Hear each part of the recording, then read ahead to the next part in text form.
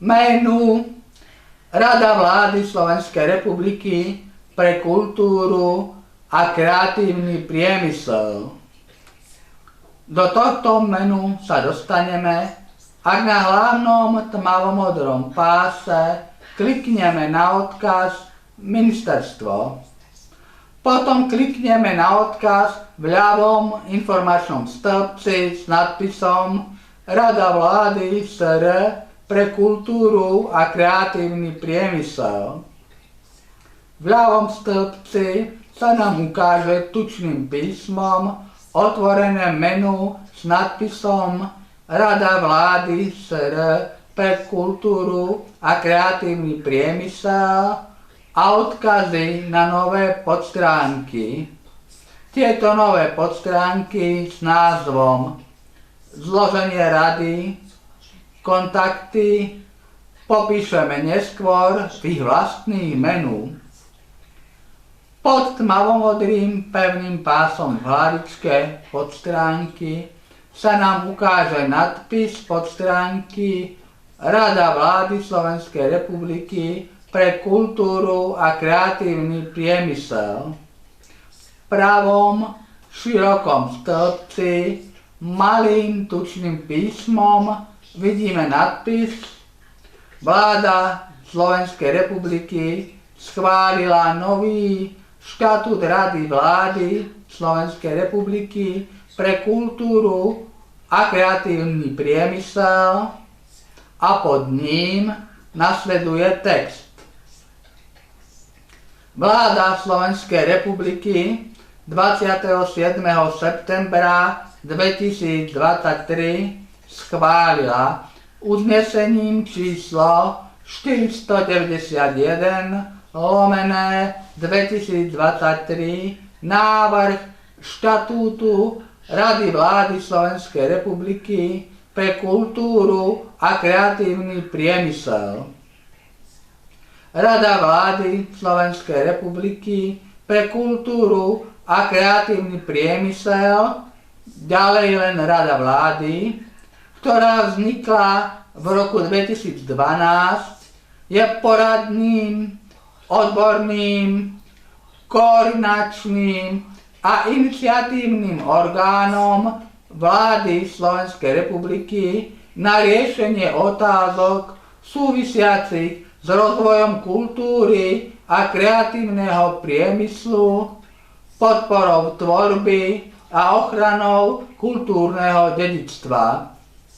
Pri svojej činnosti sa riadi štatútom Rady vlády Slovenskej republiky pre kultúru a kreatívny priemysel, ďalej len štatút Rady.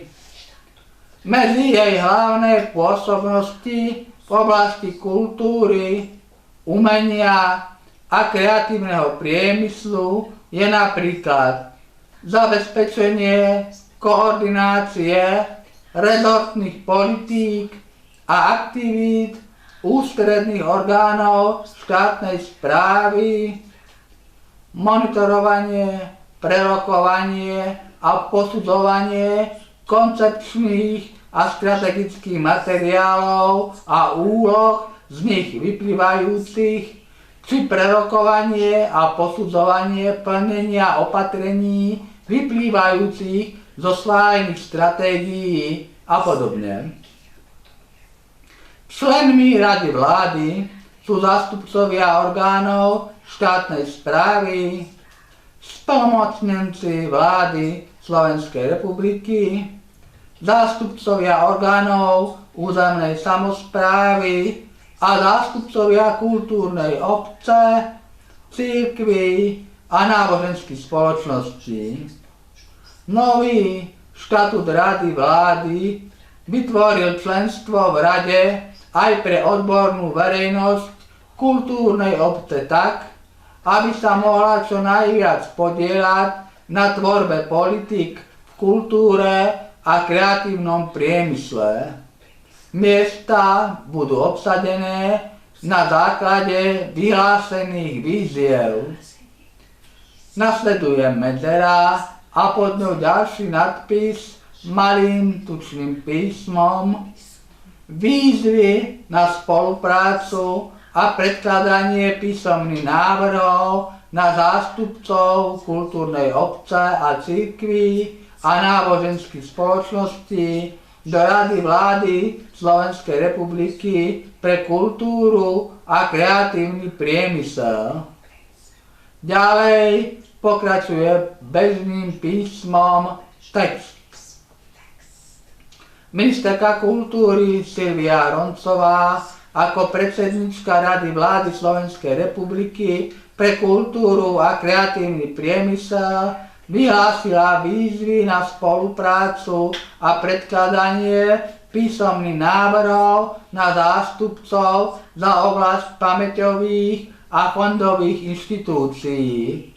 V zátvorke múzea, galérie a knižnice, ďalej kultúrno-osvetovú činnosť a nehmotné kultúrne dedičstvo za oblasť obnovy a ochrany pamiatkového fondu, pamiatkových území, archeologických nálezov a nálezísk, za oblasť scénického umenia a hudby, za oblasť literatúry a vydavateľstiev, za oblasť audiovízie a médií, za oblasť vizuálneho umenia, architektúry, dizajnu a herného priemyslu, za cirkvi a náboženské spoločnosti do Rady vlády Slovenskej republiky pre kultúru a kreatívny priemysel. Nomináciu je možné zaslať písomne prostredníctvom pošty, doručiť osobne do podateľne Ministerstva kultúry Slovenskej republiky alebo elektronickým spôsobom cez portál verejnej správy www.slovensko.sk s využitím kvalifikovaného elektronického podpisu najneskôr do 7.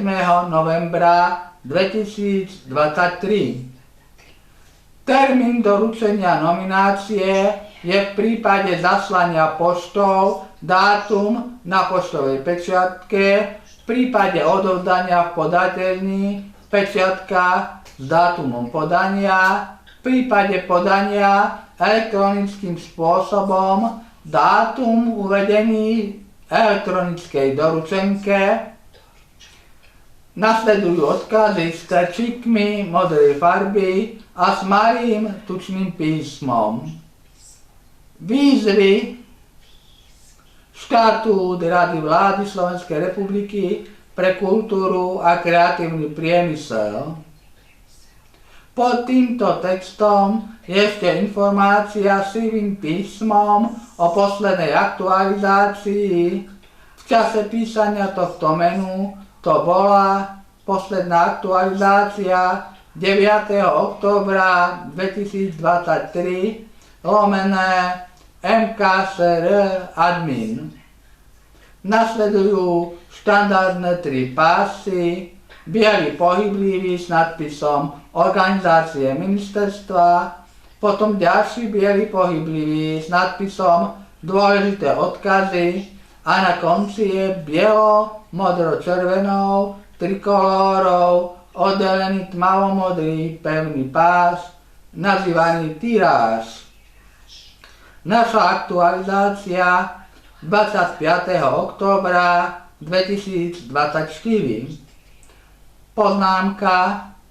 Nakoľko v texte je ministerka Roncová, ktorá už nie je vo vláde, predpokladáme, že tento text bude aktualizovaný znovu.